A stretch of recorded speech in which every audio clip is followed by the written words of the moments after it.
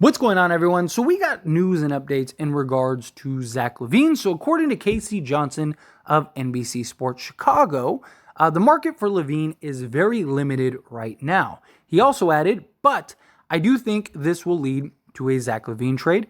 I just think it is an untenable situation that needs to be resolved, Johnson added. So to me, this is no shock, right? This is something that I've talked about several times here on this channel, that I just think the pool for Zach Lavine is very limited. So Zach Lavine, we got the teams in which he's interested in: the Lakers, the Heat, the Sixers. Two teams to look out for: the Kings and the Spurs. The Toronto Raptors supposedly are interested in Zach Lavine, although I don't buy that at all. That's the kind of guy that's like, oh, I'm an expert swimmer, but you never see him actually jump in the pool. That's basically what Toronto is. They're just, I don't even think that they're a factor. But you look at the teams that he's interested in, and in my opinion, only two of those teams make sense: the Miami Heat and the Los Angeles Lakers. Now, I've kind of gone through each of these teams, so I don't want to go too heavily into it. So again, definitely go check out those videos here on the channel. But to kind of summarize, as far as the package of the teams, right? Miami and the Lakers both need a go-to consistent scorer. They need over-the-top shooting. They need his athleticism. They need his three-point shooting. They need basically Zach Lavine, right? Zach Lavine would be very impactful on both of those teams, and I actually think would make both of those teams very good, very scary. And if they can kind of figure out the fit, I think they could potentially be off to the races, right? But you look at a team like Philly, don't really buy it, right? Where does he fit with Tyrese Maxey playing the way that he's playing? Now, Zach Lavine, I could see playing third fiddle for a team like the Lakers, right? Because he's looking at it, okay, they got LeBron James and Anthony Davis. But is Zach Lavine really going to play third fiddle for Tyrese Maxey? Or is Tyrese Maxey going to end up having to play third fiddle, which then messes with him? I also just think Maxey and Lavine kind of both give you very similar things. And I don't think that really makes sense. I think Philly should be patient, wait, and go look to go get, if Toronto does decide to start trading pieces, right? Go get a Pascal Siakam, I think would help a lot. There, now you got a great perimeter defender, a guy that can go give you 20 plus a night, can be like a point forward and kind of allow Maxey to go be Maxey, allow Joel Embiid to be Joel Embiid, right? Something like that. Again, just using that as an example. Sacramento, same thing. I like them even less than Philly because De'Aaron Fox and Zach Lavine kind of give you a lot of the same stuff. Zach Lavine would just be a worse De'Aaron Fox, in my opinion, right? They both give you that rim pressure. They both give you that athleticism. They both give you that three-level scoring, right? But De'Aaron Fox has been the most clutch player in the league the last 2 years, and he's been the best fourth quarter player in the league the last few years, right? Or one of them. He's been ridiculous.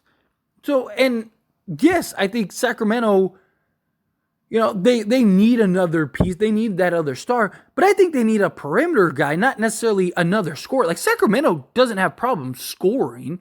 If you could upgrade Harrison Barnes, again, Pascal Siakam is another guy that I think makes a lot of sense for Sacramento, which Sacramento is interested in. And then the Spurs, Zach Lavine would be fine with the Spurs. But one, why would Zach Lavine want to go to the Spurs? I understand he's interested in Pop, but wouldn't he want to go to a contender for one? And two, the Spurs, why would they want Zach Lavine?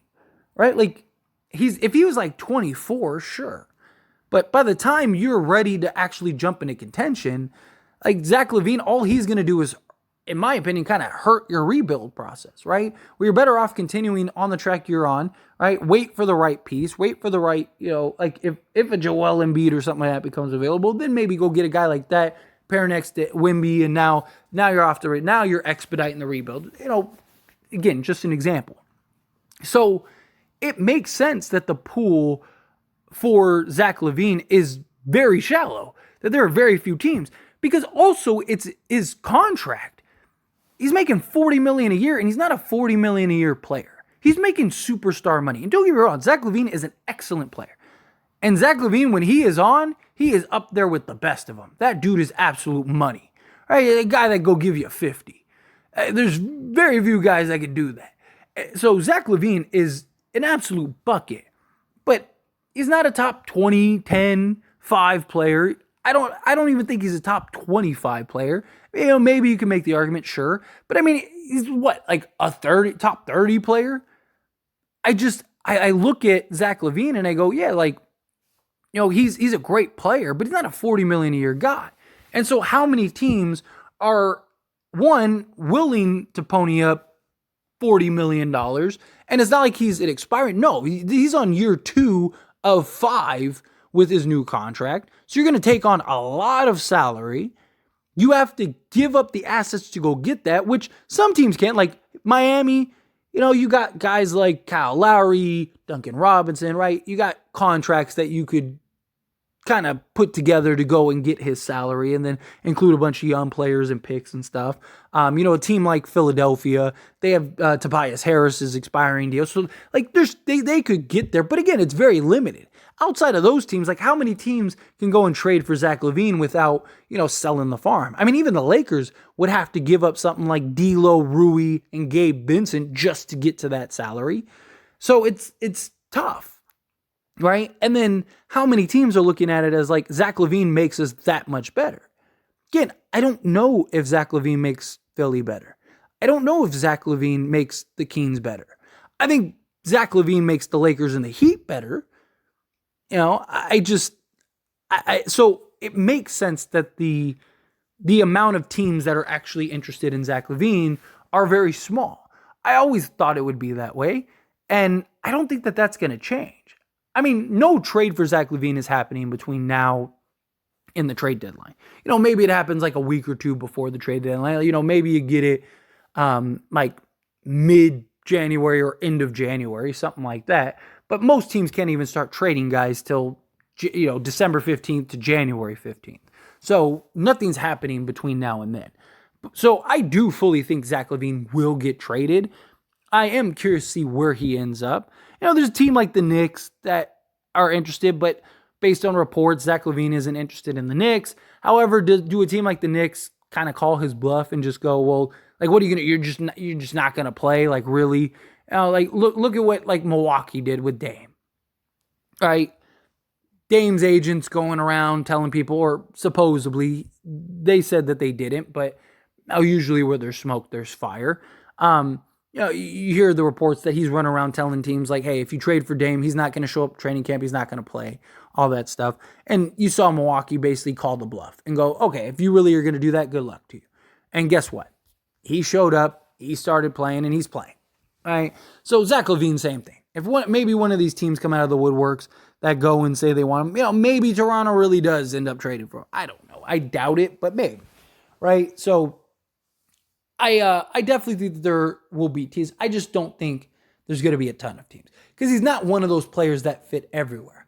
Right. There were the reports that Alex Caruso has a bigger market right now than Zach Lavine because that makes sense.